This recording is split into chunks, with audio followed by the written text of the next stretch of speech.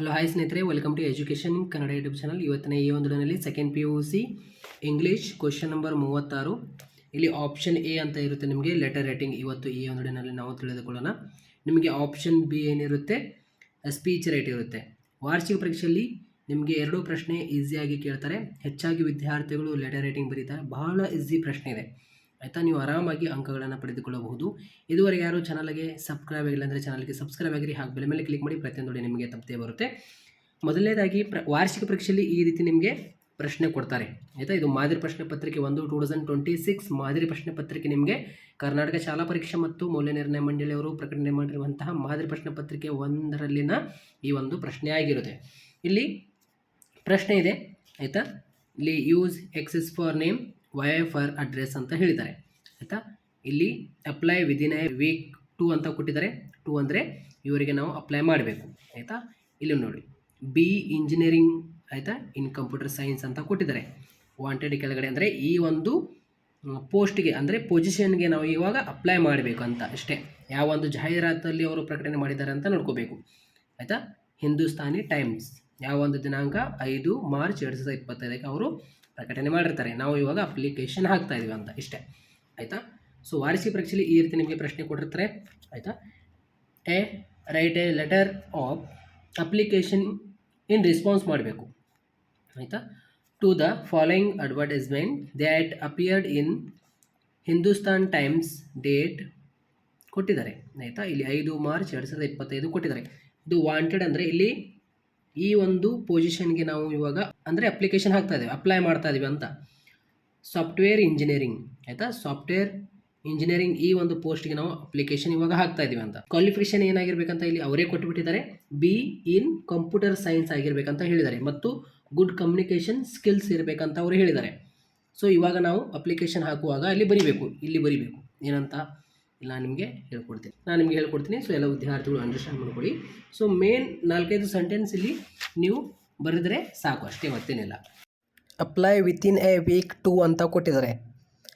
The HR manager Accenture private limited RMZ eco space Sarjapur road Bengaluru 560103 ಅಂತ ಕೊಟ್ಟಿದ್ದಾರೆ.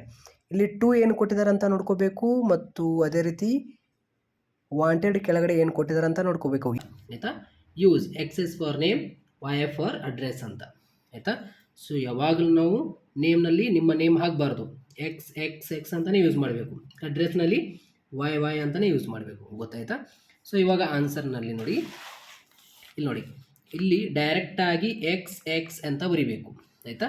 So ಅದೇ ರೀತಿ ಇಲ್ಲಿ ವೈ ಅಂತ ಬರಿಬೇಕು ಆಯಿತಾ. ಇಲ್ಲಿ 7 ಮಾರ್ಚ್ 2025 ಬರೆದಿದ್ದೇನೆ, ಯಾಕೆಂದರೆ ಯಾವ ದಿನಾಂಕದಲ್ಲಿ ಅವರು ಪ್ರಕಟಣೆ ಮಾಡಿದ್ದಾರೆ, ಹಿಂದೂಸ್ತಾನಿ ಟೈಮ್ಸ್ನಲ್ಲಿ 5ನೇ ತಾರೀಕಿಗೆ, ನಾನು 7ನೇ ತಾರೀಕಿಗೆ ಅಪ್ಲಿಕೇಶನ್ ಹಾಕ್ತಾ ಇದ್ದೇನೆ. ವಿದಿನ್ 1 ವೀಕ್ ಅಂತಿದ್ದಾರೆ ಅವರು ಆಯಿತಾ. ಸೊ ಇಲ್ಲಿ ನೋಡಿ, ನನಗೆ ಇನ್ನೂ ಟೈಮ್ ಇದೆ. ಸೊ ಅದಕ್ಕೆ ಇಲ್ಲಿ 7 ಆಯಿತಾ, 1-2 ದಿವಸ ಬಿಟ್ಟು ನಾನು ಅಪ್ಲಿಕೇಶನ್ ಹಾಕ್ತಾ ಇದ್ದೇನೆ ಇವಾಗ. 7 March 2025. The manager Accenture private limited RMZ eco space Sarjapur road Bengaluru 560103. ಇದೇನಿದೆಯಲ್ಲ ಆ್ಯಸ್ ಇಟ್ ಇಲ್ಲಿ 2ನಲ್ಲಿ ಬರಿಬೇಕು, ಅಂದರೆ 2 ಅಂತ ಹಾಕಿ ಬರಿಬಾರ್ದು ಇಲ್ಲಿ, ಈ ರೀತಿ 2 ಅಂತ. ಇಲ್ಲಿ ನೋಡಿ, ಎಲ್ಲ ವಿದ್ಯಾರ್ಥಿಗಳು ಏನು ಮಾಡ್ತಾರೆ ಅಂದರೆ, ಇಲ್ಲಿ ನನಗೆ ತಿಳಿಸೋಕೆ ಹೇಳ್ತಾ ಇದ್ದೇನೆ.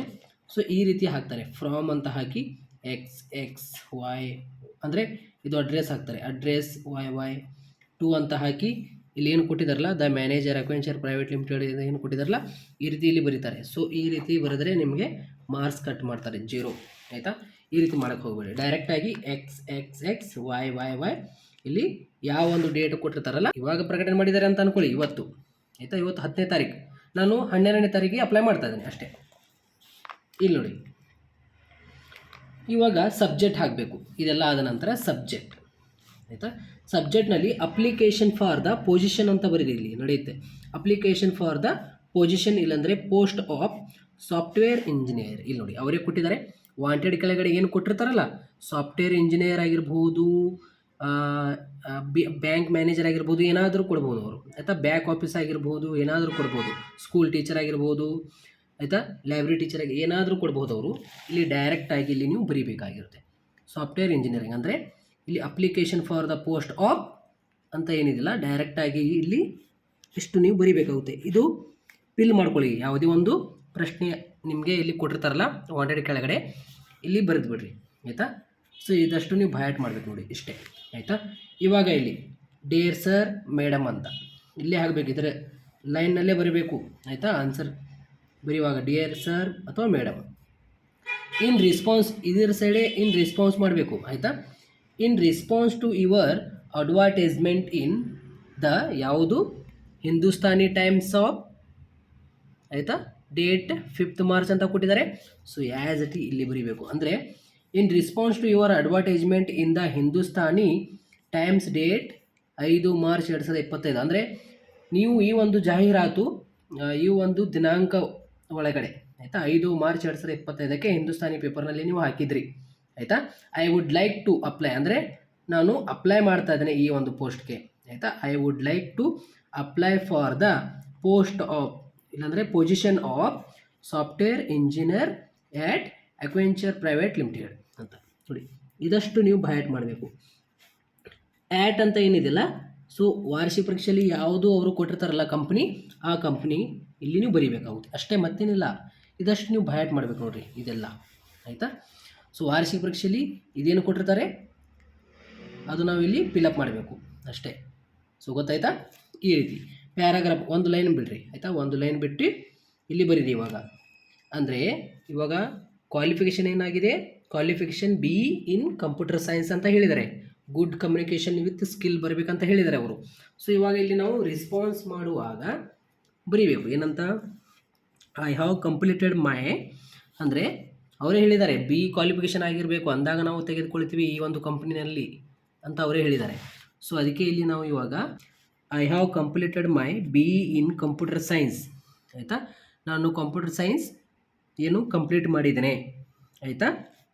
A strong foundation in software development principles, software ಬಗ್ಗೆ ಕಂಪ್ಯೂಟರ್ ಸೈನ್ಸ್ ಸಾಫ್ಟ್ವೇರ್ ಬಗ್ಗೆ ನನಗೆ ಸ್ಟ್ರಾಂಗ್ ಫೌಂಡೇಶನ್ ಆಗಿದೆ ಅಂತ, ಆಯಿತಾ. ಈ ರೀತಿಯಲ್ಲಿ and technically knowledge along with excellent communication skill ಅಂತ ಈ ರೀತಿ ಬರೀಬೇಕು. ಇದಷ್ಟೇ ನೀವು ಬಯಾಟ್ ಮಾಡ್ಕೊಂಡು ಬಿಡ್ರಿ. ಅವ್ರು ಏನು ಕೊಟ್ಟಿರ್ತಾರಲ್ಲ ವಾರ್ಷಿಕ ಪರೀಕ್ಷೆಯಲ್ಲಿ ಅದೆಲ್ಲ ನೀವು ತುಂಬ್ಕೋತ ಹೋಗ್ಬೇಕು ಅಷ್ಟೇ, ಮತ್ತೇನಿಲ್ಲ, ಆಯಿತಾ. ಇವಾಗ ನೋಡಿ ಇಲ್ಲಿ ಅವ್ರು ಏನು ಕೊಟ್ಟಿರ್ತಾರೆ ಇಲ್ಲಿ ನೀವು ಫಿಲಪ್ ಮಾಡಿ ವಾರ್ಷಿಕ ಪರೀಕ್ಷೆಯಲ್ಲಿ, ಆಯಿತಾ. ಸ್ಟ್ರಾಂಗ್ ಫೌಂಡೇಶನ್ ಅಂತ ಏನಿದಿಲ್ಲ ಇದು ನೀವು ಸಾಫ್ಟ್ವೇರ್ ಇದೆಲ್ಲ ನೀವು ಫಿಲಪ್ ಮಾಡ್ಬೋದು ವಾರ್ಷಿಕ ಪರೀಕ್ಷೆಯಲ್ಲಿ, ಆಯಿತಾ. ನಿಮಗೆ ವಾರ್ಷಿಕ ಪರೀಕ್ಷೆಯಲ್ಲಿ ಯಾವುದು ಕೊಟ್ಟಿರ್ತಾರಲ್ಲ ಅದು ಇಲ್ಲಿ ನೀವು ಫಿಲಪ್ ಮಾಡ್ಬೋದು ಈ ರೀತಿ, ಆಯಿತಾ. ಐ ಆಮ್ ಹಾರ್ಡ್ ವರ್ಕಿಂಗ್, ನಾನು ಹಾರ್ಡ್ ವರ್ಕಿಂಗ್ದೊಂದಿಗೆ ಸಿನ್ಸಿಯರ್ ಆಗಿರ್ತೀನಿ. ಆ್ಯಂಡ್ ಕ್ಯಾಪೇಬಲ್ ಆಫ್ ವರ್ಕಿಂಗ್, ಆಯಿತಾ. ನಾನು ಕೆಪೇಬಲ್ ಆಗಿದ್ದೇನೆ ಈ ಒಂದು ವರ್ಕಿಂಗ್ಗೆ ಅಂತ, capable. Both independently and as a part of a team, ನಾನು ಇಂಡಿವಿಜುವಲ್ ಆಗಿ ಅಂದರೆ ಇಂಡಿಪೆಂಡೆಂಟ್ ಆಗಿ ನಾನು ಕೆಲಸ ಮಾಡ್ತೀನಿ, ಆ್ಯಸ್ ಎ ಪಾರ್ಟ್ ಅಂದರೆ ನಿಮ್ಮ ಟೀಮ್ದೊಂದಿಗೆ ಕೂಡ ಕೆಲಸ ಮಾಡೋಕ್ಕೆ ನಾನು ಕ್ಯಾಪೇಬಲ್ ಆಗಿದ್ದೀನಿ ಅಂತ ಬರೀಬೇಕು ಇದು, ಆಯಿತಾ. I believe my qualification and skills, ಆಯಿತಾ, make my suitable for this position, ಅಂದರೆ ಈ ರೀತಿ ಬರೀಬೇಕು. ಅಂದರೆ ನಾನು ಬಿಲೀವ್ ಮಾಡ್ತೀನಿ ನನ್ನ ಕ್ವಾಲಿಫಿಕೇಷನ್ ಮತ್ತು ನನ್ನ ಸ್ಕಿಲ್ ಏನಿದಿಲ್ಲ ಇದಕ್ಕೆ ಮ್ಯಾಚ್ ಆಗುತ್ತೆ, ಸೂಟೇಬಲ್ ಫಾರ್ ಯಾವುದು ಈ ಒಂದು ಪೋಸ್ಟಿಗೆ, ಯಾವುದು ಸಾಫ್ಟ್ವೇರ್ ಇಂಜಿನಿಯರಿಂಗ್, ಇಲ್ಲಿ ನಾವು ಎಲ್ಲ ಹೇಳಿದ್ವಿ. ಸೊ ಈ ರೀತಿಯಲ್ಲಿ ಐ ವುಡ್, ಆಯಿತಾ, I would be grateful you give me a opportunity to survive organisation ಅಂತ ಬರೀಬೇಕು, ಫುಲ್ ಸ್ಟಾಪ್. ಇಲ್ಲಿ ಕೆಳಗಡೆ ಇದೆಲ್ಲ ನೀವು ಬಯಾಟ್ ಮಾಡಬೇಕು. ಅದೆಲ್ಲೆಲ್ಲಿ ಏನೇನು ತುಂಬಬೇಕು, ಆ ಸಾಫ್ಟ್ವೇರ್ ಡೆವಲಪ್ಮೆಂಟ್ ಏನಿದಿಲ್ಲ ಅವೆಲ್ಲ ನೀವು ವಾಂಟೆಡ್ ಕೆಳಗಡೆ ಏನು ಕೊಟ್ಟಿರ್ತಾರಲ್ಲ ಅದೇ ಇಲ್ಲಿ ಬರೀಬೇಕು, ಆಯಿತಾ. ಇಲ್ಲಿ ಬಿ ಇಂಜಿನಿಯರಿಂಗ್ ಅಂತ ಕೊಟ್ಟಿದ್ದಾರೆ, ಇಲ್ಲಿ ನೀವು ಐ ಹ್ಯಾವ್ ಕಂಪ್ಲೀಟೆಡ್ ಅಂತ ಅವ್ರು ಏನು ಕೊಟ್ಟಿರ್ತಾರಲ್ಲ ಕ್ವಾಲಿಫಿಕೇಷನ್ ಇಲ್ಲಿ ನೀವು ಫಿಲಪ್ ಮಾಡಬೇಕು ಅಷ್ಟೇ. ಸೊ ಗೊತ್ತಾಯ್ತಾ. ಇವಾಗ ಇದು ಸೇಮ್ ಆಗಿರುತ್ತೆ. I have enclosed my resume for your kind consideration, ಆಯಿತಾ. And discussing how my skills can benefit your team ಅಂತ. ಸೊ ಈ ರೀತಿಯಲ್ಲಿ ನೀವು ಬರೀಬೇಕಾಗಿರುತ್ತೆ, ಆಯಿತಾ. ಐ ಇನ್ಕ್ಲೋಸ್ಡ್ ಮೈ ರಿಸ್ಯೂಮ್ ಇದು ಬರೀಬೇಕು ಕಂಪಲ್ಸರಿ. ಇದು ಲೈನ್ ನೀವು ಬಯಾಟ್ ಮಾಡ್ಕೊಂಡ್ಬಿಡ್ರಿ, ಆಯಿತಾ. ಇದಾದ ನಂತರ ಇದರ ಕೆಳಗಡೆನೆ ಇದು ಎಕ್ಸ್ ಅಂತ ನಾವು ಏನು ಬರ್ಕೋತ ಬಂದಿಲ್ಲ ಸಬ್ಜೆಕ್ಟ್ ಹಾಕಿದ್ವಿ, ಇದರ ಲೈನ್ನಲ್ಲೇ ಲಾಸ್ಟ್ನಲ್ಲಿ ಯುವರ್ಸ್ ಫೇತ್ಫುಲಿ ಅಂತ ಬರಿಬೋದು, ಯುವರ್ಸ್ ಸಿನ್ಸಿಯರ್ಲಿ ಅಂತ ಬರಿಬೋದು, ಆಯಿತಾ. ಎಕ್ಸ್ ಇಲ್ಲಿ ಇವಾಗ ರೆಸ್ಯೂಮ್ ಹಾಕಬೇಕು ನಡುವೆ, ಆಯಿತಾ. ರೆಸ್ಯೂಮ್ ಹಾಕಿ ಈ ರೆಸ್ಯೂಮ್ನಲ್ಲಿ ಏನೇನು ಬರುತ್ತೆ ಅಂದರೆ ಆಯಿತಾ, ಇಲ್ಲಿ ನೋಡಿ ಇಷ್ಟು ಬರುತ್ತೆ. ರೆಸ್ಯೂಮ್ನಲ್ಲಿ ಏನು ಬರಿಬೇಕು, ನೇಮ್ ಆಯಿತಾ, ಈ ಸೈಡೇ ಬರಿಬೇಕು ನೋಡಿ, ಈ ಸೈಡೇ ಬರಿಬೇಕು ಆಯಿತಾ. ಇಲ್ಲಿ ನೋಡಿ ನೇಮ್ನಲ್ಲಿ ಇಲ್ಲಿ ಎಕ್ಸ್ ಆಯಿತಾ, ಜೆಂಡರ್ ಆಯಿತಾ, ಇಲ್ಲಿ ಮೇಲ್ ಇದ್ದರೆ ಮೇಲ್, ಫಿಮೇಲ್ ಇದ್ದರೆ ಫಿಮೇಲ್, ನಿಮ್ಮ ನೇಮ್ ಹಾಕಿರಿ ಇಲ್ಲಿ ನಡೆಯುತ್ತೆ ಆಯಿತಾ. ಡೇಟ್ ಆಫ್ ಬರ್ತ್, ನಿಮ್ಮ ಡೇಟ್ ಆಫ್ ಬರ್ತ್ ಹಾಕಿ, ನಿಮ್ಮ ಫಾದರ್ ನೇಮ್ ಹಾಕಿ, ನ್ಯಾಷನಾಲಿಟಿ ಯಾವುದು ಇಂಡಿಯನ್ ಆಯಿತಾ. ನಿಮಗೆ ನೌನ್ ಆಫ್ ಲ್ಯಾಂಗ್ವೇಜಸ್ ಅಂದರೆ ನಿಮಗೆ ಲ್ಯಾಂಗ್ವೇಜಸ್ಗಳು ಯಾವ್ಯಾವ ಬರುತ್ತೆ, ಕನ್ನಡ, ಹಿಂದಿ ಹಿಂದಿ ಆಯಿತಾ. ಅದೇ ರೀತಿ ಕ್ವಾಲಿಫಿಕೇಷನ್, ಬೋರ್ಡ್ ಅಥವಾ ಯೂನಿವರ್ಸಿಟಿ, ಪರ್ಸೆಂಟೇಜ್, ಇಯರ್, ಈ 4 ಕಾಲಮ್ ಹಾಕಬೇಕು ಇವಾಗ ಆಯಿತಾ. ಇವಾಗ ಇಲ್ಲಿ ಅವರು ಏನು ಕೊಟ್ಟಿದ್ದಾರೆ ಸ್ನೇಹಿತರೆ, ಇಲ್ಲಿ ನೋಡಿ ಬಿ ಇನ್ ಕಂಪ್ಯೂಟರ್ ಸೈನ್ಸ್ ಅಂತ ಅವರೇ ಕೊಟ್ಟಿದ್ದಾರೆ. ಅಂದರೆ ಬಿ ಇನ್ ಕಂಪ್ಯೂಟರ್ ಸೈನ್ಸ್ ಅಂತ ಕೊಡ್ಬೋದು, ನಿಮಗೆ BCom ಕೊಡ್ಬೋದು, BSc ಕೊಡ್ಬೋದು, BSc BA ಈ ರೀತಿ ಕೊಡ್ಬೋದು ಅವರು ವಾರ್ಷಿಕ ಪರೀಕ್ಷೆಯಲ್ಲಿ. I have completed BCom with first class, I have passed with first class ಆಯಿತಾ. I have completed my BSc with first class. ಈ ರೀತಿಯಲ್ಲಿ ಸಿಂಪಲ್ಲಾಗಿ ಬರೀರಿ ನಡೆಯುತ್ತೆ ಆಯಿತಾ. ಈ ರೀತಿ ಬರೀಬೇಕು. ಈ ರೀತಿ ಬರೆದ ತಕ್ಷಣ ಇಲ್ಲಿ ನೋಡಿ ಸ್ನೇಹಿತರೆ, ಕ್ವಾಲಿಫಿಕೇಷನ್ SSLC ಆಗಿರ್ತೈತಿ, PUC ಆಗಿರ್ತೈತಿ. PUC ಆದ ನಂತರ ಬಿ ಆಯಿತಾ, ಬಿ ಇಂಜಿನಿಯರಿಂಗ್ ಆಯಿತಾ. ಇಲ್ಲಿ ನೋಡಿ SSLC ಆಗಿದೆ ನಮ್ಮದು KSEAB ಬೋರ್ಡ್ದಿಂದ ಆಯಿತಾ, ಕರ್ನಾಟಕ ಸ್ಟೇಟ್ ಎಜುಕೇಷನ್ ಅಸೆಸ್ಮೆಂಟ್ ಬೋರ್ಡಿಂದ, ಅಂದರೆ ಕರ್ನಾಟಕ ಸ್ಟೇಟ್ ಬೋರ್ಡಿಂದನೇ ಆಗಿದೆ ಅಂತ ಬರೀರಿ. 95% ಆಗಿದೆ. ಯಾವ ಇಯರ್ನಲ್ಲಿ ಆಗಿದೆ ನಂದು, 2000 ಇಯರ್ನಲ್ಲಿ ಆಗಿದೆ ಆಯಿತಾ, 2000. PUC ಆಗಿದೆ ಕರ್ನಾಟಕ, ಅಂದರೆ ಕರ್ನಾಟಕ ಸ್ಟೇಟ್ ಬೋರ್ಡಿಂದ 92% 2022ನಲ್ಲಿ ಆಗಿದೆ. ಬಿ ಇಂಜಿನಿಯರಿಂಗ್ ಆಗಿದೆ, KUD ಅಂತ ಹಾಕಿದ್ದೇನೆ, KUD ಧಾರವಾಡ ಯೂನಿವರ್ಸಿಟಿನಲ್ಲಿ ಆಗಿದೆ, 85% ಆಗಿದೆ, 2006ನಲ್ಲಿ ಆಗಿದೆ ಅಂತ. ಇದರ ಕೆಳಗಡೆ ಇಲ್ಲಿ ಎಕ್ಸ್ಪೀರಿಯನ್ಸ್ ಅಂತ ಬರಿಬೇಕು. ಎಕ್ಸ್ಪೀರಿಯನ್ಸ್ ಅಂದರೆ ವಾರ್ಷಿಕ ಪರೀಕ್ಷೆಯಲ್ಲಿ ಇಲ್ಲಿ ಎಕ್ಸ್ಪೀರಿಯನ್ಸ್ ಅಂತ 2 years ಎಕ್ಸ್ಪೀರಿಯನ್ಸ್ ಆಫ್ ಕೊಡ್ಬೋದು. ಅಂದರೆ ಅವಾಗ ಇಲ್ಲಿ ನೀವು ಏನು ಬರಿಬೇಕಂದ್ರೆ, ಇಲ್ಲಿ ಏನು ಬರಿಬೇಕಂದ್ರೆ ಐ ಹ್ಯಾವ್ ಎಕ್ಸ್ಪೀರಿಯನ್ಸ್ ಇನ್ ಯಾವ ಒಂದು ಪೋಸ್ಟ್ ಕೊಟ್ಟಿರ್ತಾರಲ್ಲ ಆ ಒಂದು ಪೋಸ್ಟ್ನಲ್ಲಿ ನನಗೆ I have experience in dash position with 2 years ಅಂತ ಇಲ್ಲಿ ಬರೀರಿ. ಇಲ್ಲಿ ಬರೆದ ತಕ್ಷಣ ಅದೆಷ್ಟು ಬರೆದಿರ್ತಾರಲ್ಲ ಇಲ್ಲಿ ನೀವು 2 years ಅಂತ ಇಲ್ಲಿ ಬರಿಬೇಕು ಅಷ್ಟೇ. ಅದೇ ರೀತಿ ಸ್ಕಿಲ್ಸ್, ನಿಮಗೆ ಸ್ಕಿಲ್ಸ್ ಏನೇನು ಬರುತ್ತೆ ಇಲ್ಲಿ ನೀವು ಬರೀಬೇಕು. ಆ್ಯಕ್ಚುಲಿ ಇಲ್ಲಿ ಸ್ಕಿಲ್ಸ್ ಬರೀಬೇಕು ಆಯಿತಾ. ಇಲ್ಲಿ ಬರೆದಿದೆ ನೋಡಿ ಸ್ಕಿಲ್ಸ್, ಜಾವಾ, ಪೈಥಾನ್, SQL. ಅದೇ ರೀತಿ ಮೊಬೈಲ್ ನಂಬರ್ ಬರೀರಿ, ನಿಮ್ಮ ಮೊಬೈಲ್ ನಂಬರ್. ಅದೇ ರೀತಿ ಅಡ್ರೆಸ್ PPP ಅಂತ ಬರೆದ್ರು ಕೂಡ ಓಕೆ. ಮೊಬೈಲ್ ನಂಬರ್ ಆಯಿತು. ಇಮೇಲ್ ಐ ಡಿ ನೋಡಿ, ಜಸ್ಟ್ ನಿಮಗೆ ಇವಾಗ ರಮೇಶ್ ಇತ್ತಂದರೆ ramesh@gmail.com ಎಷ್ಟೇ ಬರೆದು ಬಿಡ್ರಿ ನಡೆಯುತ್ತೆ ಆಯಿತಾ. ಇದು ಬರೆದ ತಕ್ಷಣ ಕೊನೆಯಲ್ಲಿ ನೋಡಿ ಸ್ನೇಹಿತರೆ ಥ್ಯಾಂಕ್ ಯು ಈ ಸೈಡ್ ಬರುತ್ತೆ ಆಯಿತಾ. ಇಲ್ಲಿ ನಿಮ್ಮ ಸಿಗ್ನೇಚರ್ ಮಾಡಿ ನಡೆಯುತ್ತೆ ಆಯಿತಾ. ಥ್ಯಾಂಕ್ ಯು ಈ ಸೈಡ್ ಬರುತ್ತೆ ಆಯಿತಾ. ಯುವರ್ ಸಿನ್ಸಿಯರ್ಲಿ ಈ ಸೈಡ್ ಬರುತ್ತೆ. ರೆಸ್ಯೂಮ್ ಇಲ್ಲಿ ಬರುತ್ತೆ ಆಯಿತಾ. ಇದಾದ ನಂತರ ರೆಸ್ಯೂಮ್ ಎಲ್ಲ ಬರೆದ ತಕ್ಷಣ ಕೊನೆಯಲ್ಲಿ ಥ್ಯಾಂಕ್ ಯು ಇಲ್ಲಿ ಬರುತ್ತೆ, ನಿಮ್ಮ ಸಿಗ್ನೇಚರ್ ಮುಗೀತು. ಇಷ್ಟು ಮಾಡಿದರೆ ಅಷ್ಟು ನಿಮಗೆ 5 ಮಾರ್ಕ್ಸ್ ಸಿಗುತ್ತೆ.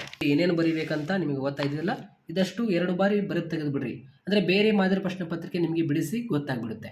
ಸೊ ಎಲ್ಲ ವಿದ್ಯಾರ್ಥಿಗಳಿಗೆ ಒಂದು ಶೇರ್ ಮಾಡಿ. Thank you.